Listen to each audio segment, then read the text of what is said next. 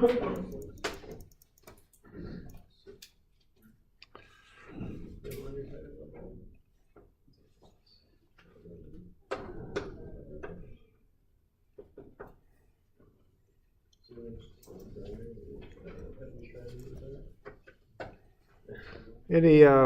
just returned some of that homework there. So we got any questions on that? Thought we might look at these zero force numbers.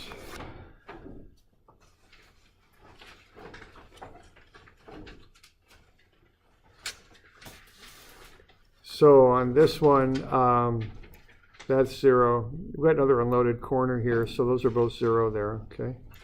Unloaded corners, it's 301.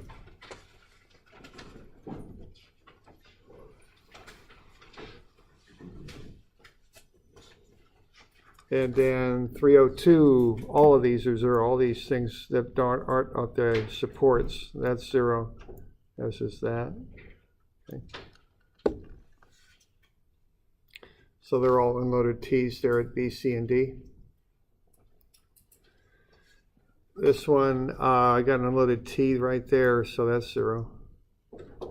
And then this one right here, CF, there's no load coming up at F, so CF would be zero. Okay. Here, no zeros on that, so there's none of them. This one, you just keep following through. C, D, E is going to be zero. You look at joint D, and at joint F, you got zero there. That's an unloaded T at joint F, so those are all zero. Okay. All right. Can we do 312? Something like this. 312.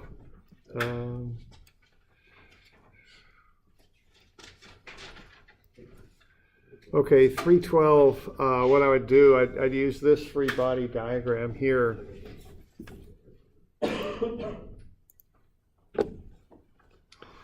And I'd take a moment about G. Okay, you need the reactions. You got 7.73 on the right. If you take a moment about G, with the cut that I'm showing there, what you can solve for is EF. EF makes a 31-degree angle with the horizontal up left. So you'd get 8 kilonewtons times 1, let's see, if we're going about G here, we're going to have 0.8 meters times 8 kilonewtons, that'll be minus. Then we're going to have the reaction times 2, that'll be positive because it's counterclockwise. And you're going to have the two components of FE, cosine and sine FE. The cosine 31 FFE, that'll be the X component, that'll have a 2 meter moment arm. 0.8 and 1.2 makes 2. That'll come around clockwise, so that's minus. And then you got the sine of the angle times FFE, and that'll be going up like that. That'll come around clockwise also, so it's negative, and that has a 1 meter moment arm. So when you put all those together, you get FFE as 4.06 tension. Yeah? You're doing a moment about G, you're finding EF, right? Correct. And does EG not matter when you're taking the moment about that? When you take the moment about G, Yeah. EG does not, because it goes right through G. Just because it's a force coming straight out of G? Yeah, right. Yeah, so it doesn't cause a moment about G. It's got a 0 moment arm. And the same thing with CG, correct? Correct, yeah, right. That's the whole intent on taking the moment about G, is to eliminate those. So I can just... GI? GI, I'm not cut through it, but GI would not cause a moment about G in any instance. But when I've not cut through it, so it doesn't become a force that I have to deal with. The only forces I have to deal with are the ones that I cut through. They become external forces pulling on that panel to the right, okay? So what I'm doing here, I found the reaction, so I've got that 7.73 below. And I'm basically treating this like it's a solid triangle. It's just a solid plate right in there. And then I'm looking at how those three forces pull on the solid plate. So if I don't cut through something, I don't have to include it in a sections equation. Okay. So there's like three, you do the reactions, get the angles, do that stuff, then you figure out what you want to find and you cut through it. And I've decided I'm going to find EF, so I cut through it, and in so doing, I had to cut through CG and EG.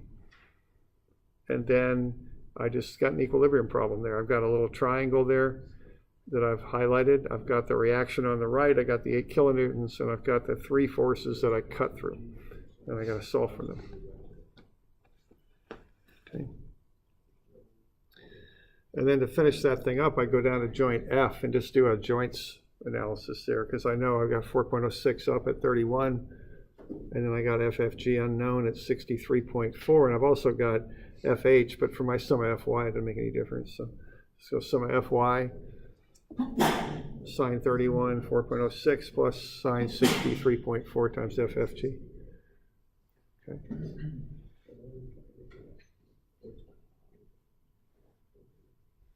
Doing all right with that? Okay. Yeah. That was tricky. I mean, it's kind of a messy one. It's a little tricky. Okay. All right.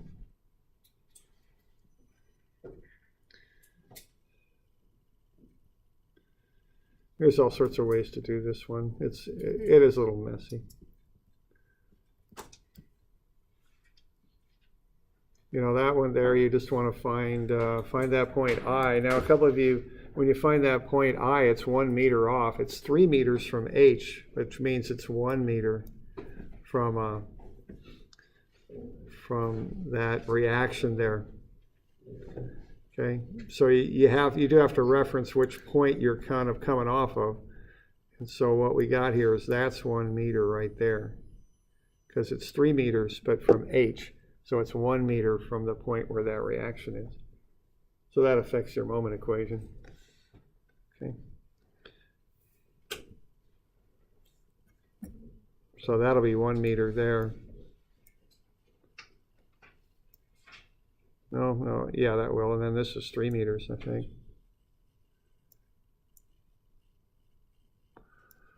And then we've got these other two. They're both clockwise, aren't they? So they're minuses both. So BG, the sine would be the y component. That'll be coming down clockwise. That'll be 3 meters. And then the cosine is the x component. And what's that doing? That's going to go clockwise again, and that'll be 2.4 meters. Okay. So that's how you could find this thing with one cut. You got to identify that point I, but point I is 3 meters from H, so it's 1 meter from A. Okay, that's right there. There's I.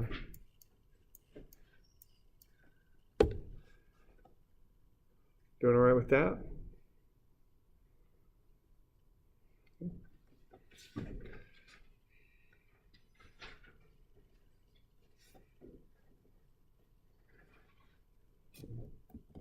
There's all different ways to find that one. Okay. So got any other questions on when I turn back?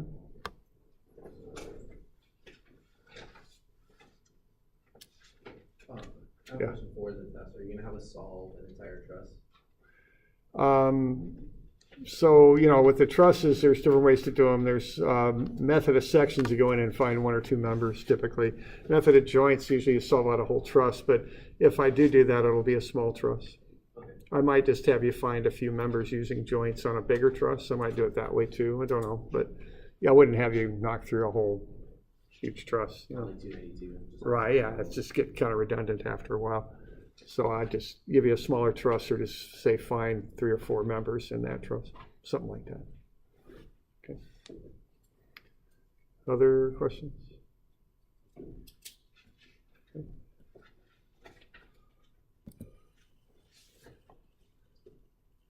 All right. All right. We'll keep going with frames and machines here. Now, again, this won't be on the midterm, right? So the midterm ends at trusses. So let's start with this example here. So this is a frame. We've got the thing hanging at E. We've got this kind of triangular frame supporting a load at C.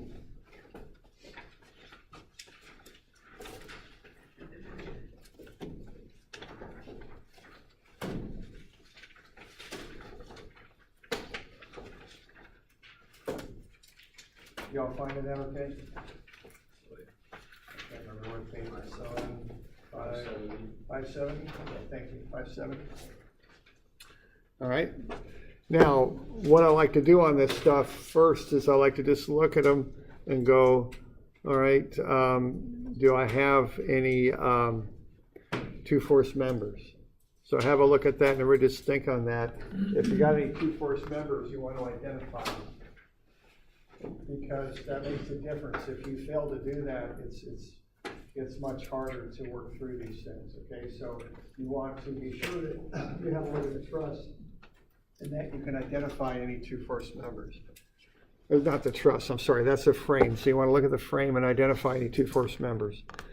So you got any on that one? Yeah, BD, okay? And what I'm seeing there, I'm seeing a link. I'm seeing no other forces on that link, and just two pins, one at B and one at D. So that is a two-force member, okay? So you want to identify that and call it out as such, okay? Now, when I've got a two-force member, I don't show it on my free body diagram as a member. I just show it as forces. It's simpler, okay? It just gets me a little bit less calculating I have to do or messing around with it, okay? So now what I'm going to want to do is start to pull this thing apart into pieces and start working with the pieces. Generally speaking, with these frames and machines, I often don't bother with reactions, okay? It may not get me much. So I'm just going to pull this thing apart, and I'm going to pull it into ABC and then EADF. Okay, so I'm going to get two free body diagrams going. Okay, so I've got that down below, I think, and then I've got the forces on there, and I assume directions there. I put arrowheads. I don't know if you got arrowheads on yours, just lines, I think, because it's kind of to you individually on these problems to figure out which way the forces go. And you know, you can assume them either way. It's the usual thing with equilibrium. If you assume something left and it actually goes right, you'll get a negative answer, and that's all. That's not a big issue. So I just went ahead and made assumptions for AX, AY, and BD. So notice I don't draw a separate picture of BD. I just show it as a force. I know it's the member's horizontal, so the force will be horizontal. You know, I do apply a little bit of logic here. If I kind of take a moment about A, that 3,000 is going to try and rotate that member there counterclockwise, so BD is going to have to push it back clockwise. Okay.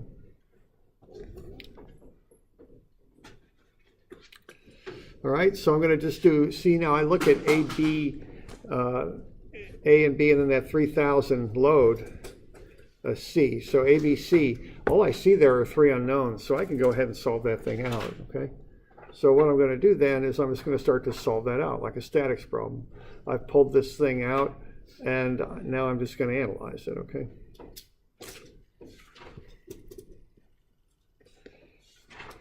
So I'm just going to take moments about A. And when I'm doing these, I not only do the equation, but I also identify which member I'm on. So I've got that ABC off there to the left. That's just so I'm clear that I'm working with ABC. And then I just run the moment equation. So I've got 3,000 newtons, 75 centimeters, and that's counterclockwise, so that's a positive. Okay, so 3,000 times 0.75. And then I've got the BD with a moment arm of 48 centimeters, 0.48. And I can go ahead and solve that. It's 4688. Okay, so that's what I got for BD, the force in BD.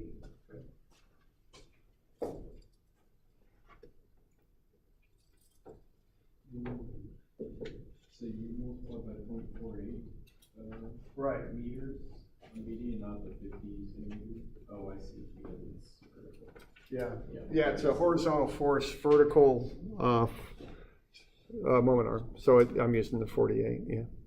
Okay. So that'll get me FBD. And then once I've got that, I just use force equations to find AX and AY. So this is just an equilibrium problem. I had to pull the free body diagram out. I had to recognize that BD is a two-force member, but after that, it's just a fairly straightforward equilibrium problem for ABC. Okay. And then once I've got the 4688, I'll go sum of FX and sum of FY and get AX and AY. Okay. and I'll get 4688 for FAX to the right and 3000 up for AY. Okay? So that's what I got going on with that.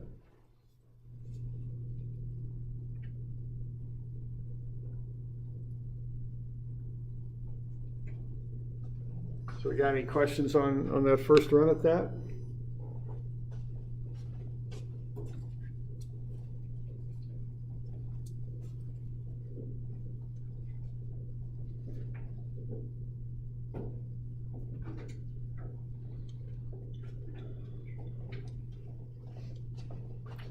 So now I've got ABC solved out. Now if you look at that EADH thing over there, or F, I guess it's EA, whatever the heck it is. What is it? EADF. There we go. See, that's got 5 unknowns on it. See, that's got an awful lot of unknowns on it. I can't get that all by itself. But I've already found AX and AY and BD on ABC. So I can take those forces and transfer them over to EADF. So that's one thing with these frames and machines. Once you find the forces on one member, you can turn them around, and that's important, and apply them to the other. Okay? So I'm going to take AX, AY, and BD and apply them on my EADF. Okay? Now I got to turn them around. So AX is to the left on ABC, excuse me, to the right on ABC, to the left on EADF. And AY is up on ABC, down on EADF, and BD is to the left on that ABC and to the right on EADF. Okay, so I just turn them around and apply them. So now if you look at that, you'll notice you only got 3 unknowns left. So we can go ahead and use statics and knock that one out now, okay? So that's the strategy on this stuff. You pull them, you identify the 2 force members, and then once you've got those, you represent those as forces on your exploded diagram. You work your way through the things and solve forces out. No question. Okay. All right. And from here, it's just a little bit of statics on that vertical member there. Okay. So start with a moment about E. So you get the 4688 times 0.2. That's the force at AX is what that is. Okay, that's this one. 0.2 meter moment arm, negative is clockwise. Then you got the 4688, which is BD. That's got a 0.68 meter moment arm. And then you got 0.92 times whatever FH is. FH is 2446 to the left. So very typical of these statics problems there. Start with a moment and then do two force equations after that. Okay.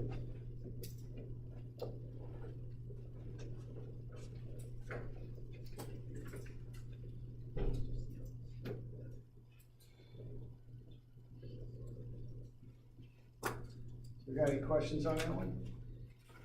All right.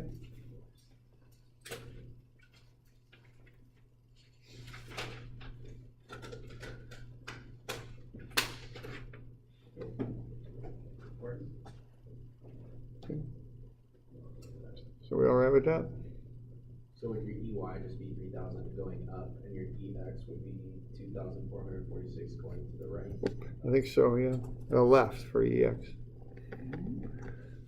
Because you got 4688 right, 2446 left. So you got to have 2446 more left. Isn't there already a 4688 to the left with AX? Yeah, so you have AX and BD should cancel each other out, and so you have FH going to the left with 2,446. So that means your EX should be going to the right, correct? Yeah, you might have me in the crushing grip of reason there. What's going on here? Yeah, I think you're right. Yeah, I think I busted that. So yeah, it's going to the right. Thanks. It's going that way. Oops.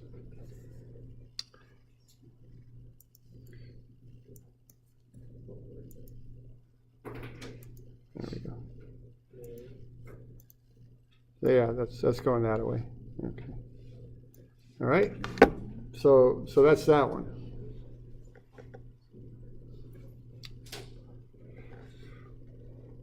All right, now there's all sorts of variations on these. That's the basics of it. So you look for two force members, create an exploded view, and then just look for Staggs equations you can run to solve something out. Your goal here is to look for something that has three unknowns on it that you can solve, and then you transfer the forces to a connected member. You got to remember to turn them around as you do that, okay?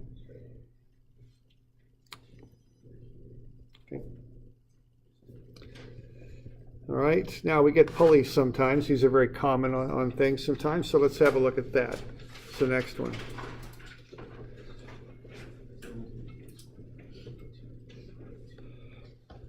All right, so what I'm going to do there is I'm going to put, I've got pin joints A, C, and D, pulley at E, cable attached at B.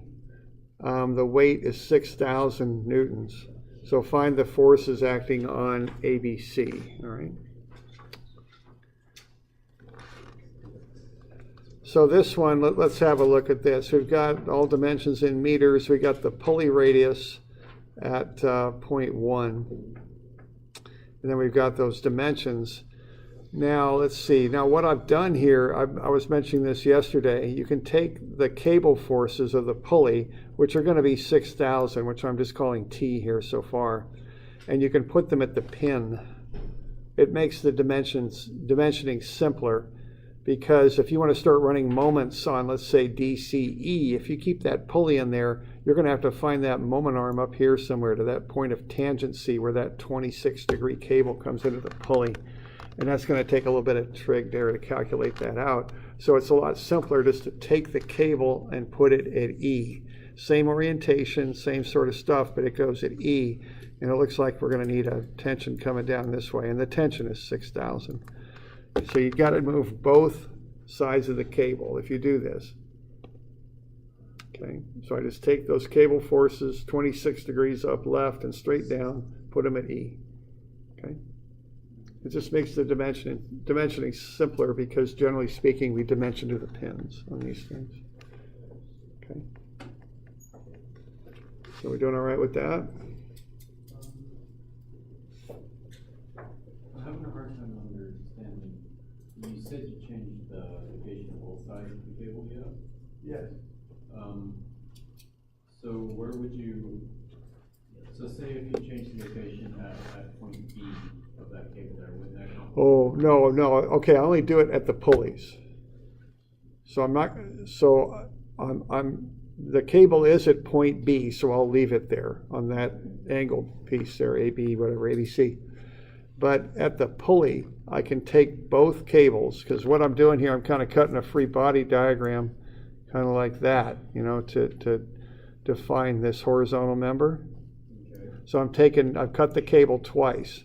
So what I'm doing is I'm taking both sides of that cable and I'm moving them both and sticking them at E. And that doesn't change the angle? No, it doesn't, because I'm not moving the cable physically to that point. I'm taking the force vectors and I'm moving them both there. And it's legal to do that, because really what you're looking at then is how the pin pushes at E on account of the head disorder in the pulley. Yeah. Right. Okay. Then I want free body diagrams out of this thing, okay? So there you go. So we got some stuff up here. We're going to want free body diagrams.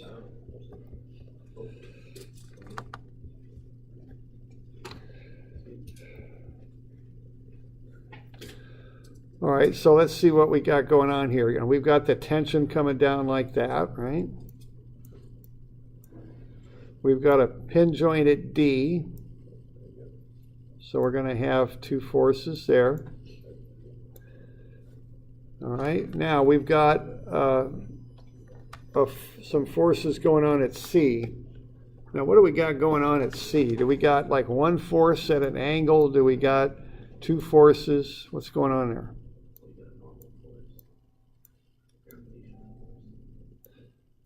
Yeah, we're assuming this stuff's weightless. these members. We're more concerned with the load we're carrying. So what do we got going on at C? You got that pin joint there. Yeah, it's a pin joint. So if you got a pin joint there, You have two forces that counteract each other, right? You have something that pushes up, something pushes down on it. yeah, okay. Or I guess at this point it would be at an angle, or would it not? Yeah, that's kind of what I'm asking you there. I'm trying to get you to kind of think through what we went over yesterday and apply it. That's what I'm trying to do. I would say just go straight up and down because you already have that angle on the tension. All right. So you got at C, you got a vertical, Yeah, probably pushing down. and then one pushing up. I think we got one vertical one. I think we'll stick with that. All right. Now, I wrote the wrong letter there, didn't I? So the question I got here is that the correct angle, or do we need to add a CX? This should be CY. What do we do with that? That's my question. Trying to get you to think this through a little bit, like engineers do. It's a pin joint. So what do we? I think you're right. Okay, and I like that reasoning too, because you didn't bring in, theory of relativity. You didn't bring in Newtonian physics or the obscure philosophy of Descartes or anything. You said it's a pin joint and it's got two forces on it. That's how I like you to think about that stuff, okay? Because sometimes people clutter their thinking too much. They think too much about repercussions and all that. Okay. I was just thinking about, mass times the gravity. Oh, well, we're assuming the members are weightless and we're just supporting the load. Okay, now you can't run that thing at an angle because ABC is not a two-force member. Okay, if it's a two-force member, you could go pin to pin, but it's not. It's got three forces on it, so all you can do on that thing is put CX and CY. Okay, that's it.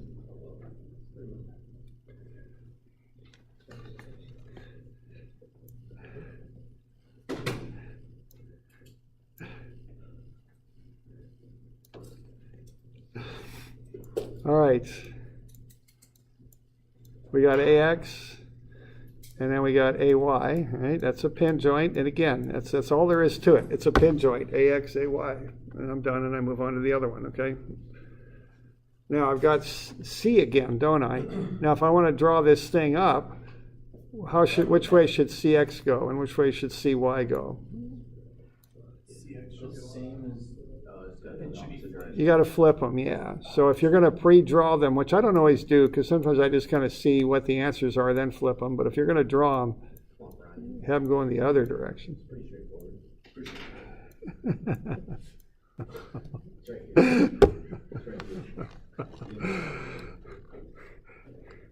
So we're all okay with this? I hope so. So let's turn the page. Let's move on. All right, let's move on here. Okay. Oh, yeah, they got it. All right. So there we go. So there are the free body diagrams. And the thing to notice there is that I've turned CX and CY around. That's important, okay? Now the next thing I notice here is that I've got 4 unknowns on both of those, don't I? Uh-oh, that's bad, because I can solve 3 unknowns, but I can't solve 4 with 2D statics, okay? I can only go 3. So I got to start strategizing here a bit, yeah. Yeah, about D, yeah, that's the thing to do. And what's up? See, this is flat. Because it's flat, or if it were vertical, it'd be the same argument. I get 3 unknowns intersecting at D. And that allows me to kind of get CY. Now that's all I can do with that, but I can get something out of that.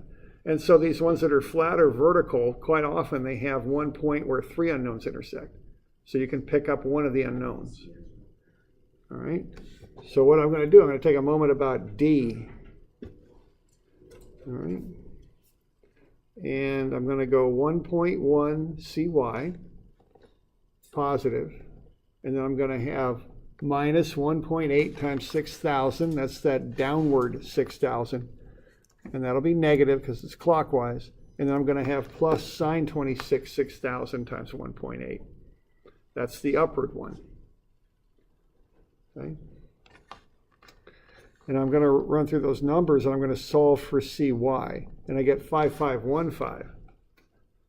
Now that's up, as in the direction I assumed. It's up on DCE, and that means it's down on ABC. So remember that. That's one of the little things to remember on these framing machine problems. It's up on the DCE, so it's down on ABC. Okay. So now I've found one, see? Now, that's all I can do on the flat one, on DCE, because I can't do anything else with that. Could you take a moment about, I guess you'd only get dy. Oh, that's true. I can get dy. You're right. But I'm actually, the ones I'm after on ABC. You're right. I could get dy, but it's not going to do me much good because the problem here is to find what's going on with ABC or on ABC. So, but the thing is, can I work through ABC now? Because I only get 3 unknowns. See, I found one independently. I didn't use ABC to find that one. So now I've only got 3 unknowns left on it. So sometimes you can kind of work these things off each other, you know what I mean, and kind of work through them that way, if you look into these. All right? So now what I can do, I can take a moment about A for ABC, and I can get that CX. So you kind of play the two members off kind of against each other and just work through them that way. That's another little strategy you can employ on these. So I got sine 26 times that 6,000, so I'm over here. And that'll have a moment arm of 0.8. I'm getting that one. And then I've got, and that's negative. And then I got the 5515 times 1.1, that's negative. And then I got minus, as I have it drawn, 0.6 CX. So I can solve for CX, and I get a negative answer. That means it's not to the left, it's to the right, and it's 13,616.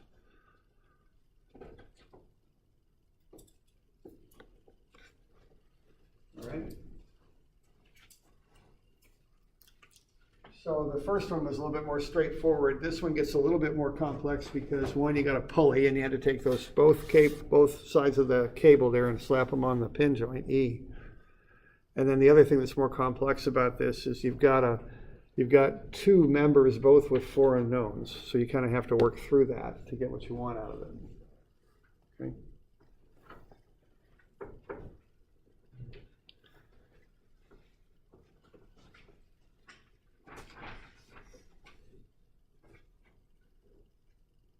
And does it, sine 26, does that not matter it being negative, like a negative degree, like if you use a different angle?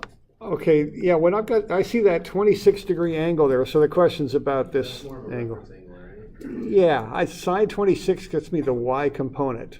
So I'm just using sine 26. That gets me the fact the y's doing that, and then that rotates clockwise. That's where the negative comes from. So I don't bother with the negative 26 angle. I don't like putting that into moment equations. It can kind of mess me up. So I just put a positive magnitude into the moment equation. Then I look at it and I go, which way is it spinning? And that's how I generate the sign out front. That's by habit. I always do it that way. Okay. Yeah, it's just less confusion. Okay, and now I've got that, so I can go ahead and do sum of fx and sum of fy, and get the x and y components of A. Okay.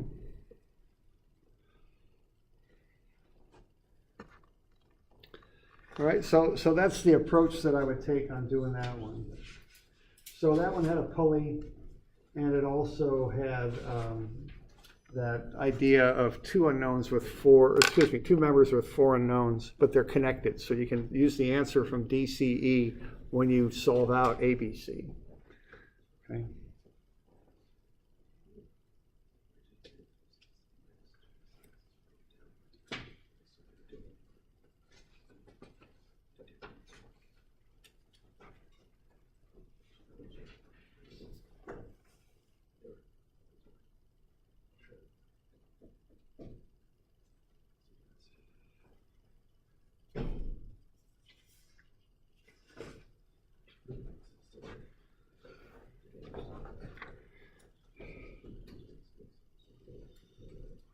All right.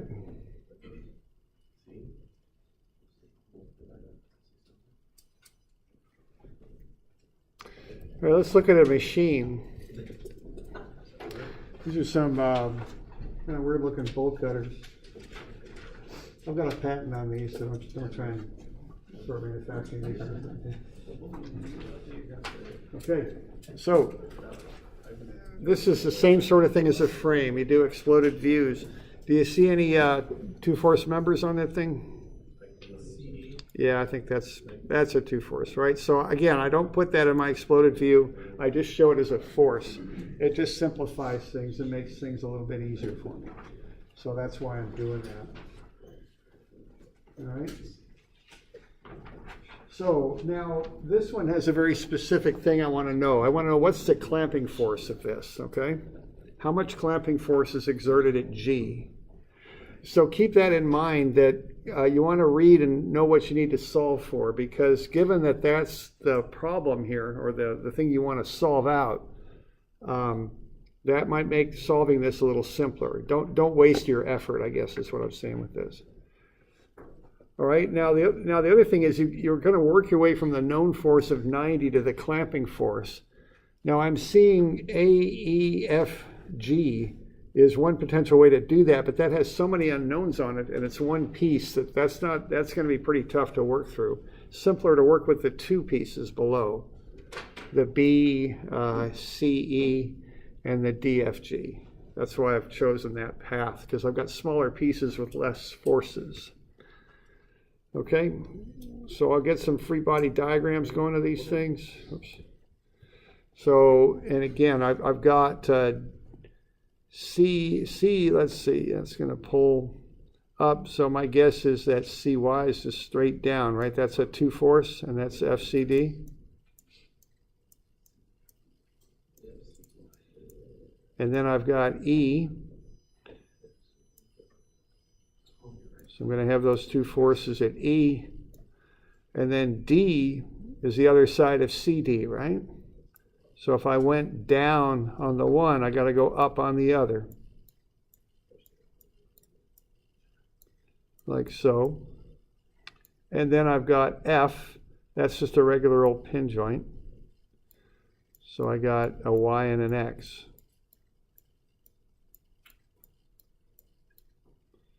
And then I'm going to have that clamping force. And what I'm going to assume there is that the clamping force is normal to the jaw. That's my assumption there. So FG will do that.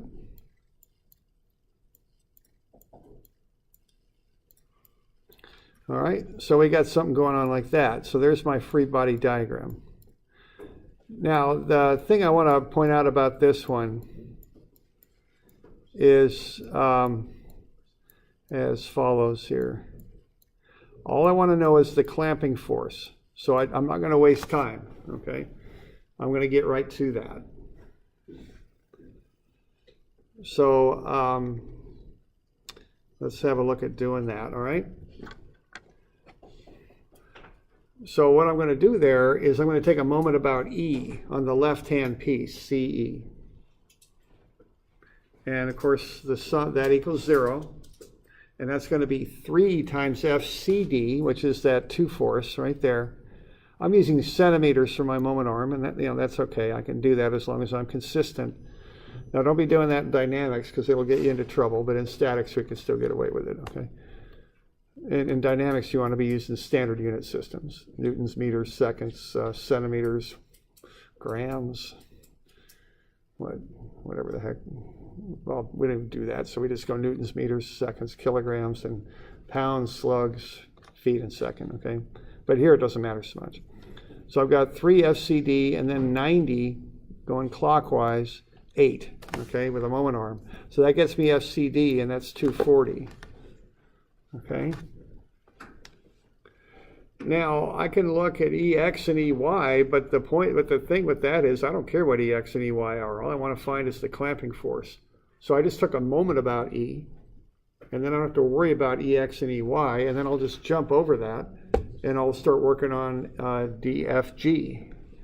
So on some of these machines, especially when you want to find things about mechanical advantage, you can jump over things that you don't need to know. So I don't need to know EX and EY, so I won't bother to solve for them, okay? So if I want to find that G force, what am I going to do on DFG? Moment about F. Yeah, about F, see? And it's just, so you can knock this thing out pretty quick, really. You're just skipping over E and you're going to skip over F, you know, because you don't need them. So there's no reason to bother with them. Okay?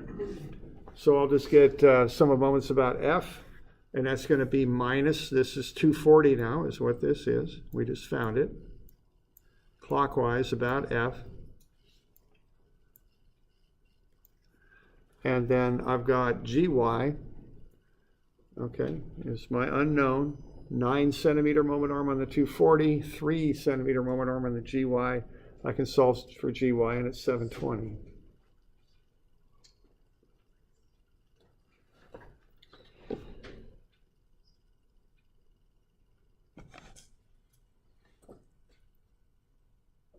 Okay.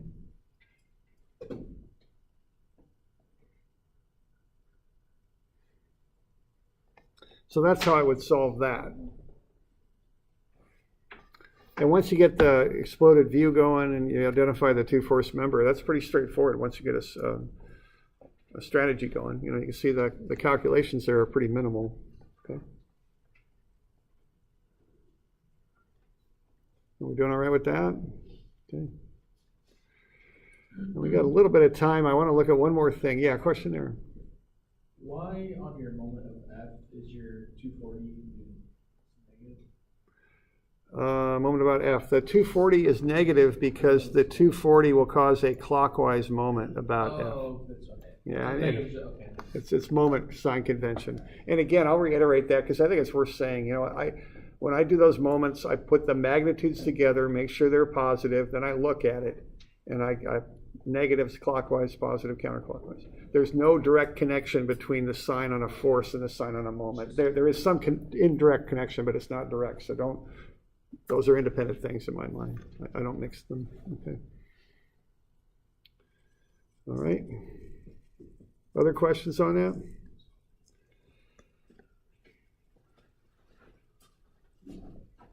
Okay, let's look at this real quick. And this will be more to illustrate something than to really go through it. You guys have that? Do you have the following page with the calcs on it or no? I don't think you do, but I'll just ask. No, you don't. Oh, we got that dang pulley problem, don't we? What the heck time is it? I guess we better do that dang pulley problem. Yeah, we'll do the pulley problem. We'll do that. Forgot about that one. Yeah. All right, and this is kind of one of those crazy things they put in statics books. Kind of these, they put together these kind of crazy pulley problems sometimes. This one isn't all that crazy, but you can see some pretty involved ones. I remember going through a couple of those in school, but here we go. So here we have kind of a block and tackle, and we want to figure out what force has to be exerted on the cable to hold up the 600 Newton weight. Okay, so what's F going to be? Okay, now the pulleys are frictionless, so each cable would have one force in it. Okay, so once you identify the force in a cable, it holds for the entire cable. Okay, so what I like to do is trace over the cables and see how many I've got. Sometimes these more complicated ones, they can use more than one cable, but this one, that's not the case. I got one cable. So that F is going to be transmitted through the entire cable. Okay. So what I want to do there is get a free body diagram of pulley B. Okay. So what I got there on pulley B is I got that cable up. I've got that cable on the right side. Now remember, cables pull, so all of these are going to be up. These are all tensions pulling up. Okay. So what I've got there is that cable is pulling up on B 3 times, is what it's doing.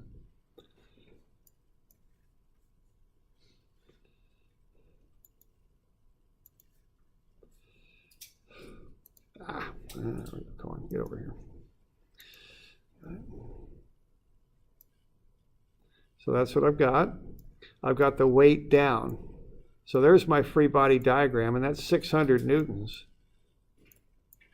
And I'm going to have the 3 cable forces going up. Okay? And I called that F. A lot of times you call it T, but I call it F. So I got 3 Fs up and 1 600 Newton force down. So F is going to be what, 200 newtons? Okay. All right. So that's how you do these cable problems. Cut free body diagrams on the pulleys and identify how many cables you've got. All right. In this case, it's just one. It has the same force throughout its length. So when you cut that pulley free, you get 3 forces up versus the 600 newtons down. So the force then will be 200 newtons. Now, if you want to find that pin force at A, it's 200 newtons both directions, okay? So you're going to have 200 and 200, take the square root of some of the squares, you get 283. So that's how that one works. Now, I'll get you a few of these to do. These will be due Wednesday of next week.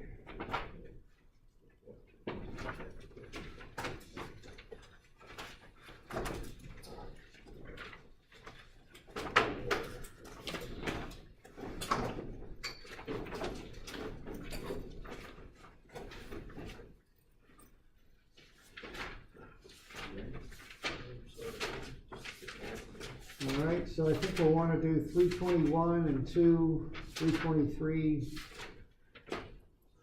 So I'll give you a few of these. This will probably be all that's due on Wednesday, so I'll get you a few of these. So 321, 322,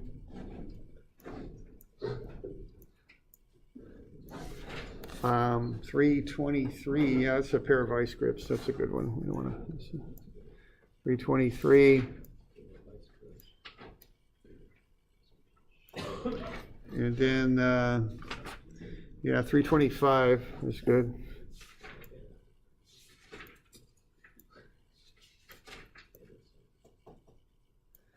And then, I might as well do one more, right? That pulley one's pretty quick, 326. Okay, so these will be due Friday. Or not Friday, Wednesday. Yeah, you're right. I'm also going to give you one handout. We'll do I'll give you the handout tomorrow, okay? We'll go, but we'll spend our time reviewing for the test tomorrow. Then if we have time, we'll do this handout. Why don't we just wait? We'll see if I get to that or not. So these are due Wednesday.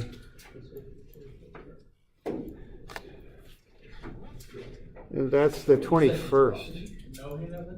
I'm not sure. We'll see if we get to it or not, okay? Just have to see. All right.